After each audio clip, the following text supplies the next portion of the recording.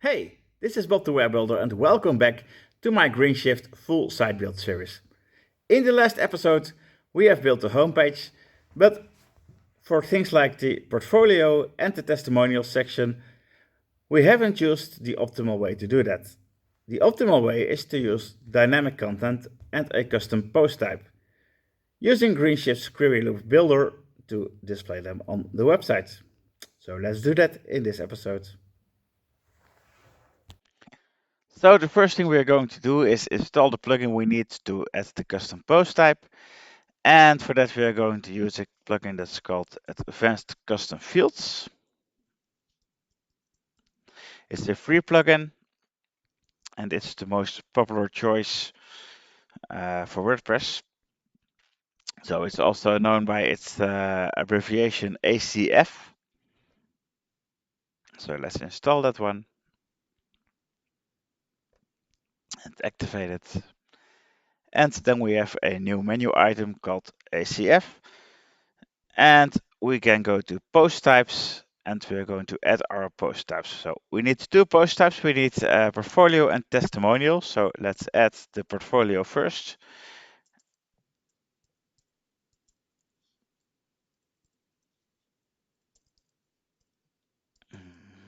Portfolio, yes. All right. We are not going to use any taxonomies.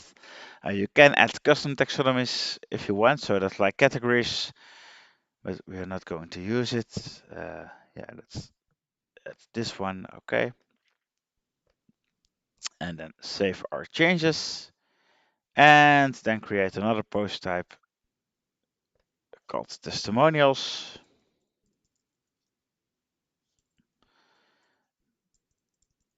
And the singular label testimonial without the S, of course. And for that, let's do the same. And then we need to add some custom fields. Okay, so let's go to the front end. And let's see what we need for the custom fields in the portfolio. So we need this image, we need this text, and we need a link to the website. All right. So at field group title will be portfolio details. And let's start by adding the image field. So here we are going to select an image and the field label will be portfolio image. Okay. Close and add a field. The next field will be the description. So we are going to call it portfolio description.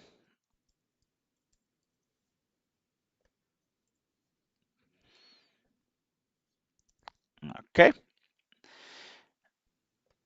And this button will always say visit this website, but the URL is different, of course, per website. So let's choose a URL field. And let's call this portfolio URL. As you can see, I always use the custom post type in the field name as well, because it will get a field name over here. So that makes it more clear what belongs to what. You can also add a default value if you want. I'm not going to use that because we need custom data, but you can do that as a fallback. Okay, so close field and let's save the changes.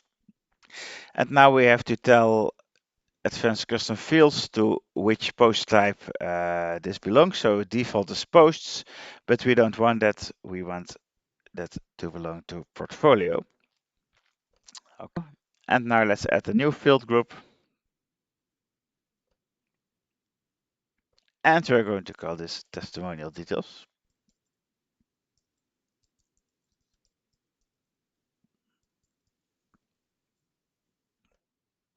Okay, so what do we need for the testimonials? We need an image, we need a text, and we need the name of the one who gives the testimonial. All right. So it's almost the same as with the portfolio. Still, we are going to use a custom field group for this one as well. So this one we call testimonial image.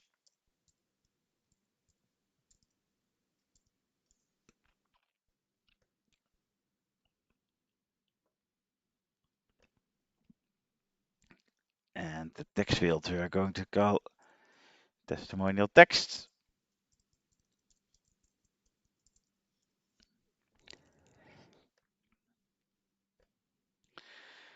And lastly, the testimonial name.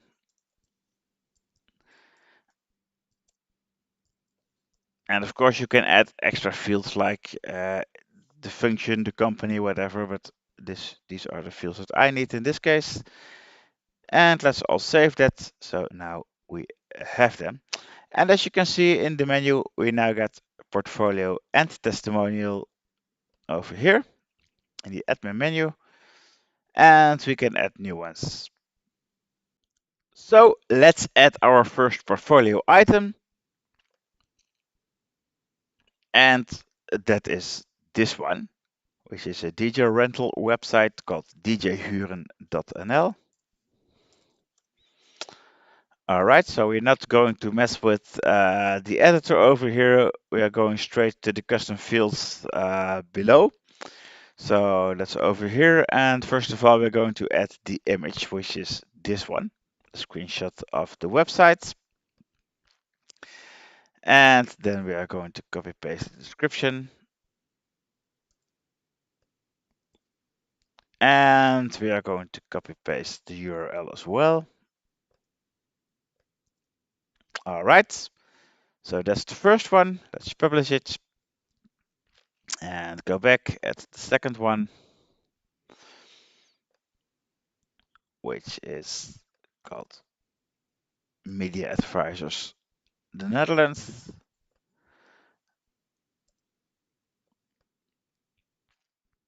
And let's copy the complete text for over here. And again,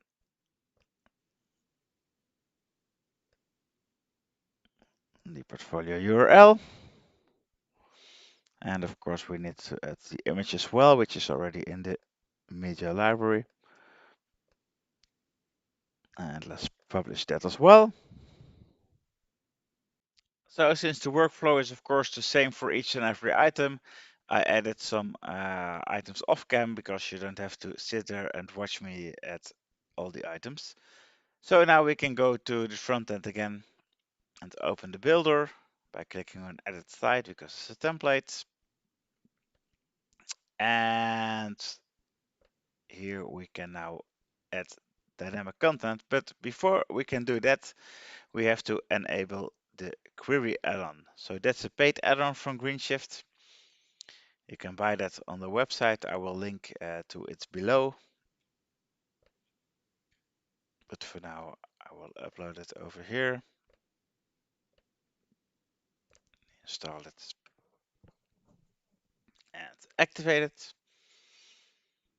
And I have to enter my license, the all-in-one license, so that will activate any add-on that Greenshift has. So now we can go back to the builder. And now everything should work. So the first thing we got to do now is swap out this static portfolio grid with Greenshift's query loop builder, which is of course part of the query add-on. So let's put it up here and let's look at it. Okay, so this is how it looks by default. And let's look at the settings we have available to us. So we can choose a post category or a tag. We can manually select some posts that we want to display over here. We can also do related posts by taxonomy, author, or meta field. We can auto-detect archive data. So for example, when you're building a category template, you can auto-detect the category using this one. Same with WooCommerce for the shop archive and some other things.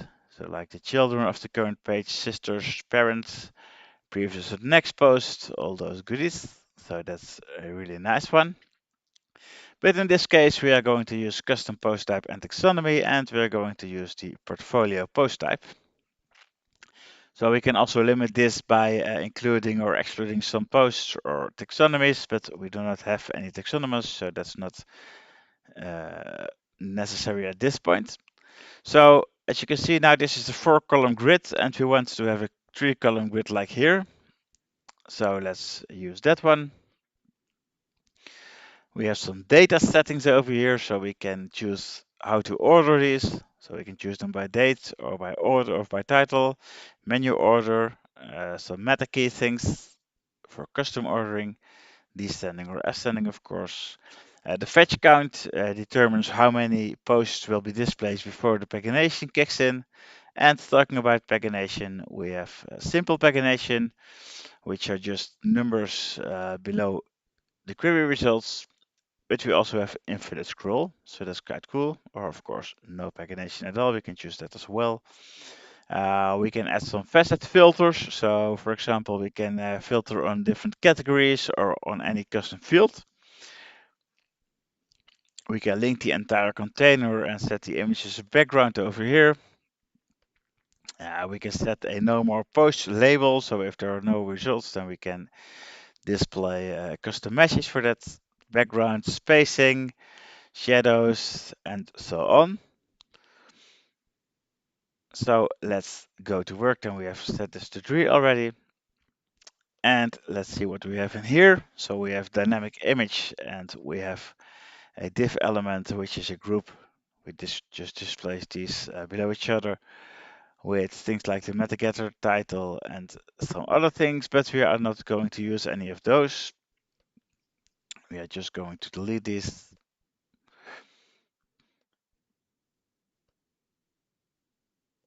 And instead, we are going to use our portfolio card that we already made. And now we can delete our portfolio grids because the query loop builder creates its own grid, as you can see. So now let's make the content dynamic. So for that, you click on the Enable Dynamic Link button over here. And now you can see we have some options here. So first of all, we can query the post data. So these are just the core data for any post, like the title, the featured image, publication date, the update date, and the excerpt. Things like permalink, the author name, we have those as well. Then we can query author data. So if I want to display my name, I can do that over here, things like that. Then the current user data, for example, when you want to welcome a visitor that is logged into your site by his name, you can do that over here. Then we have some taxonomy data. So for example, you can, if you're building an archive template, you can display the taxonomy name and the taxonomy description here. You have some site data like the site name, site description. So those are the things you add in the settings. The current year for when you are adding a copyright, you can do that with this one. And we also have a repeater, which is something like an ACF gallery, which is the ACF Pro plugin. You can use this to query that, but in this case, we want to query a custom meta field. And we want to select post type portfolio and then select our custom field, the portfolio image. So as you can see, that does not render in the backend. It will render in the front end, but we need to set this to ID to file URL. That's just because the way ACF stores images, then this should work fine, yeah. As you can see, it does. Now we have our images over here. And we have 6 posts, so all of those posts are displayed here. All right. So now let's go to the next element. Let's go to the P element and delete this default text and make this dynamic as well. Again, we are going to choose the custom meta fields. And we're going to use the portfolio description. And as you can see, that does render in the backend. Okay. And now the last thing we need to have is this button. So let's go to that. And we have two pieces here. So we have the button text, which is this one. And that's the same for any of the portfolio items. So we do not need to make that dynamic. It's just visit this website. But of course, the link needs to be dynamic and it needs to direct to the right website. So let's get a dynamic link. And again, custom meta field, post type portfolio. And we have the portfolio URL. And we would like to open that in a new window. Okay, so now we have set everything up. Let's view it on the front end. Let's refresh. And now you see that everything renders. All right, let's, for example, visit this site to see if it works. Yes, that works fine. Opens in a new tab as we want. Yeah, so everything seems to work fine. So for the testimonials, it of course works exactly the same. So let's go to the testimonials, add a new one, add a title. So this will be the testimonial for Jaap. Ah, I see that I did not set the testimonial field group to be available for testimonials. So let's do that.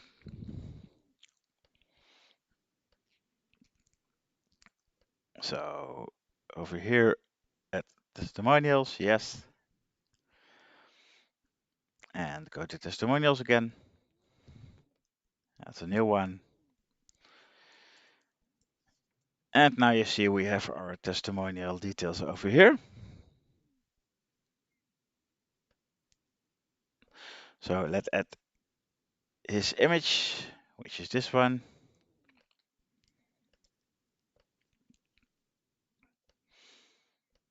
Add the testimonial text. Let's go to the testimonials on the live website then. We can take them from there.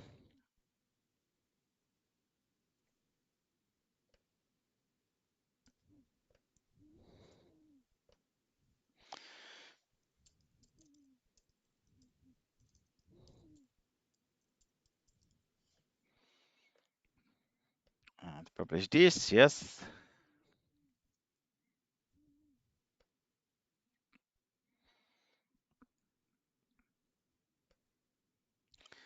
Again, one from Gijs.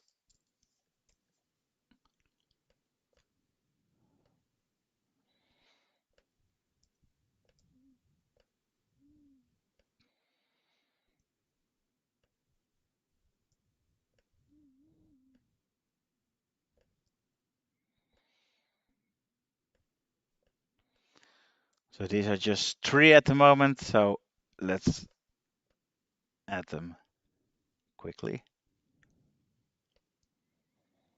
Does not take that long. And we have one from Jessica.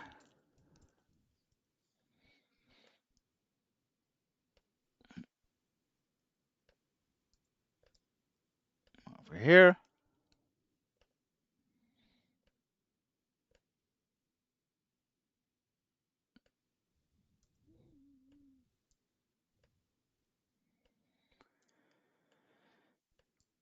Okay.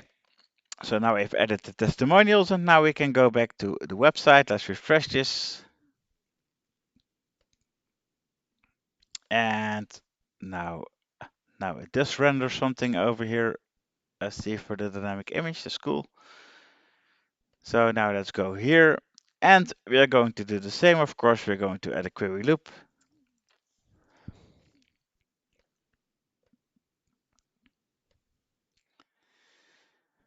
But this time we don't want the portfolios, but the testimonial post type. And again, we want the 3-column grids. Okay. And we're just going to do the same as with the previous one. We are going to delete what's in here by default, and we are going to use what we already have. So the icon, which is this quote icon over here, that will be the same for everyone, so we don't have to make that dynamic. But of course, the image needs to be dynamic. So let's enable dynamic link, custom meta field, current or latest, testimonial, and again, the database icon to get the testimonial image in this case, and at the same data format. Then for the testimonial text, same with that, delete what's already in there. The custom meta field,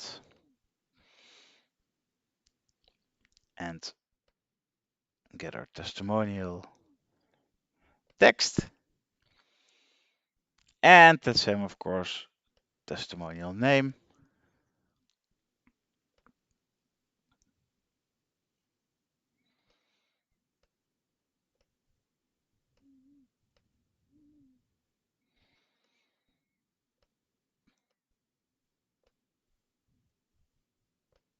Save it, delete the grid we had.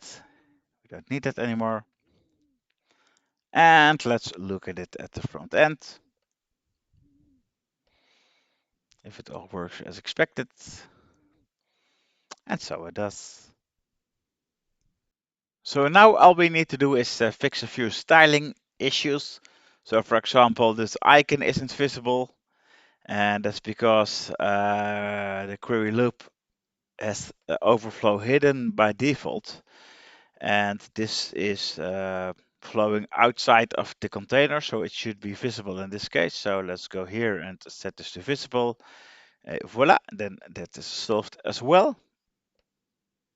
Yes, okay, that looks good. And also we have some things with the portfolio, of course. We do not want the image, we would like to have that centered. So we're going to the class that we already put on the image. And let's set margin to auto and left as well to auto. And then you can see it is already centered. Of course, we need some spacing in the card too. So we should add that, and we should probably add a variable, something like card padding or something like that. So for that, we are going to the Greenshift style book. So let's go to the dashboard here, then to the style book, add a variable card padding.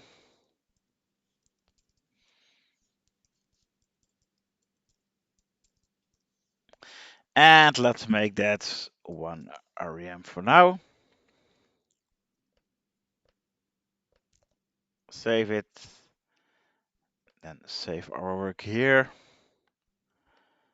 Let's make sure we have saved this one. And then we can refresh it.